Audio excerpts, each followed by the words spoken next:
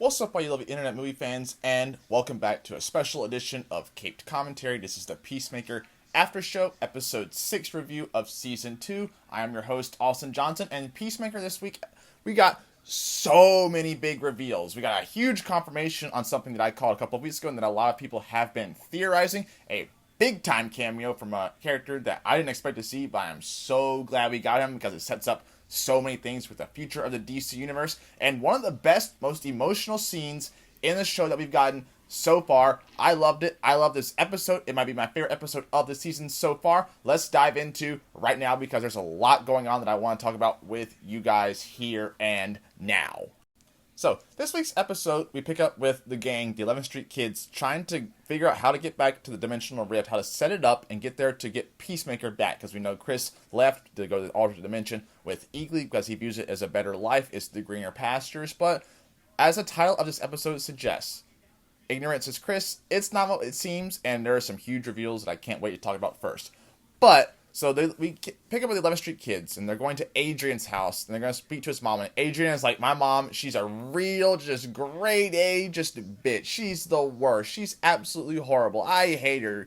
And as you would expect, it's the complete opposite in nature. She's lovely. She's so sweet. She's so genuine. You love her. But Adrian's like, Mom, leave me alone. And she's like, I didn't know. He's got all these friends. No one wants to play with him. I play D&D with him. And he's just like, Mom, get away. And then she sees Hardcore. And you must be Hardcore. She thinks that's his ex-girlfriend. And she was too slutty. And she's like, you're not too. It's just a very funny interaction. She's the sweetest. I loved her so much. She was a great part. And this is a great scene. But we get down to Adrian's room. And it's as you expect for his character so far. You go into the room and there's just drugs and cash everywhere, and they're all shot, and he's like, this is all like when I stopped crimes. And they're like, and Adebayo's like, you asked me to pay for lunch, and he's like, this is drug money. I can't use blood money to pay for things. And there's a very funny scene in this moment too, where he like turns around, he's getting dressed, and they pause for just a second, they look at each other, and then they start stuffing their pockets full of all the cash they can handle. And then he looks up again, and they just quickly pause. But it's a very funny scene because they're all broke to have no money too. So that's very funny. But then they're setting up the Dimensional Rift, and they say, get back. And all of a sudden, whoosh, it explodes, and there's all the drugs just shoot all over them, too. So it's a very funny scene as well. But the rift is set up, and they all go into it. And they're looking for the door that looks just like the one that they have with the Peacemaker helmets. And they find this door, and they enter in because Adrian knows the code because it's the same code that his dad used, or Peacemaker's dad used. So they go into this new dimension now where Chris is, and they look around and they're like, whoa, we see why he likes it here. The top trio, they're doing all these heroic things. This is so cool. And then Keith walks in, and he sees it, all of them hide, but he sees Hardcore, and he's like, oh, I thought you were with Chris.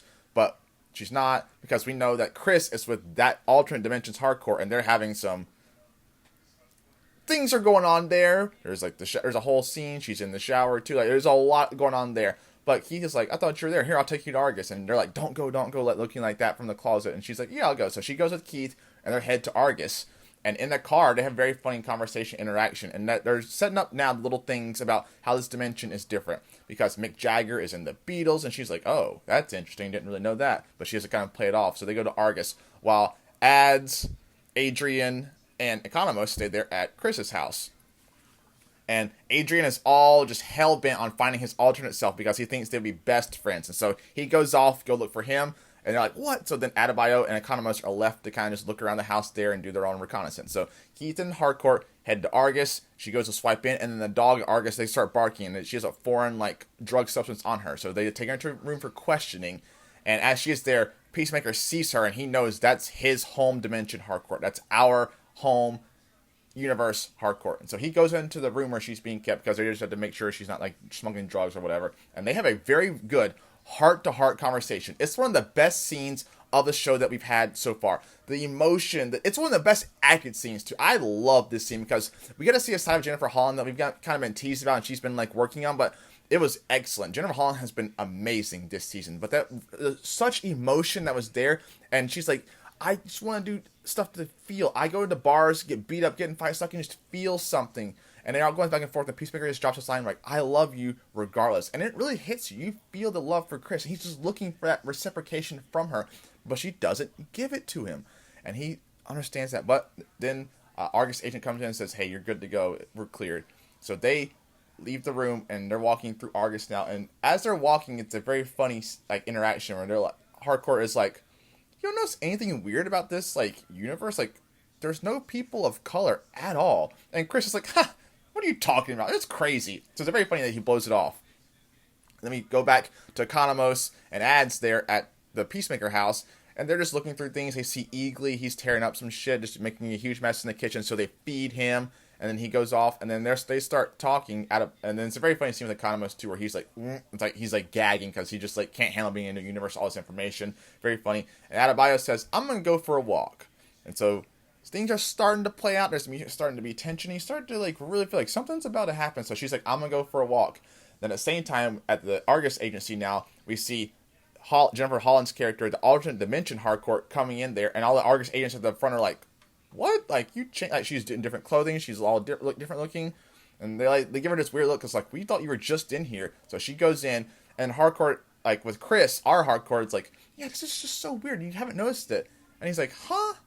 And then the music starts building, and we skip to Ads now out walking, and people are giving her these weird looks. A car drives by, a lady just like stares at her like that, points, stops her car, gets out, runs in, like points at her, and you're like, okay. Then we see Keith speeding right past her. He slams on the brakes, opens his car door, and here's the big reveal. He opens his car door and yells some words that are just crazy. Like, one got out, a black. It reminds me of Venom 3, where he's like, the black one. So it's just like those words. One got out, a black, and points and yells and starts blaring on the horn. Adebayo's like, what the hell is happening?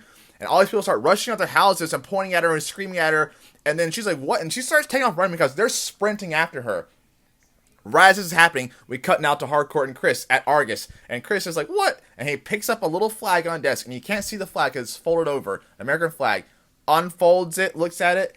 Swastika on the flag. Yes, this is like Earth X, their version of Earth X in the DC universe. Crazy reveal. And Harcourt just looks at him and go, this is your perfect universe, huh? And just like, yes, this is happening. And then we cut back, and Adebayo is just sprinting down the street in a very funny scene. It reminds you of season 1 where all like the people with the clan members are chasing after Peacemaker. That forest scene, hilarious. Adebayo just sprinting, running, just being pursued by all of these people. Crazy. But one of the big things, while all of this is happening in that alternate dimension, we go back to our home DC Earth on our main dimension, and Rick Flag has been talking with Lex. That's the big reveal. He's meeting with Lex Luthor at Belle Reve, and he's like, I need your help finding this Peacemaker guy. He's not a metahuman. He's just a normal guy in a costume of a vigilante. And Lex is like, why don't I help you with this guy? But Rick Flag's like, I can get you moved to a different prison. And we learned this is a new prison in Metropolis, definitely less secure than Belle Reve's. And so they're starting to lay the groundwork now for Lex to maybe get out of prison for Man of Tomorrow. And we know this is going to set it up. So he's like, yeah, I'll make you a deal. Like, I'm not going to get you out because you're in there for like 200 plus years for what you did in Superman, those events. But I can maybe help you get redemption. Big key word now, because he's going to be working with Lex now. Lex makes some very funny remarks too. But Lex drops that, like, that's a huge tease now for Man of Tomorrow, because that redemption arc, I think Man of Tomorrow, it's not called Superman Man of Tomorrow, it's Man of Tomorrow. That could be about Lex, because I think it's going to be a Lex movie hugely, just as much as a Superman movie. And I think Man of Tomorrow references different characters. I think Lex could be that character too, because I think we're leaning towards President Lex at some point, so he's going to get that redemption now. He's going to help them find Peacemaker in the dimensional rift. So, and that's how the episode ends. Huge reveals, huge cameos, huge shock, and great acting, like I said. We get Earth X, the confirmation that they are there. So there's a lot going on there.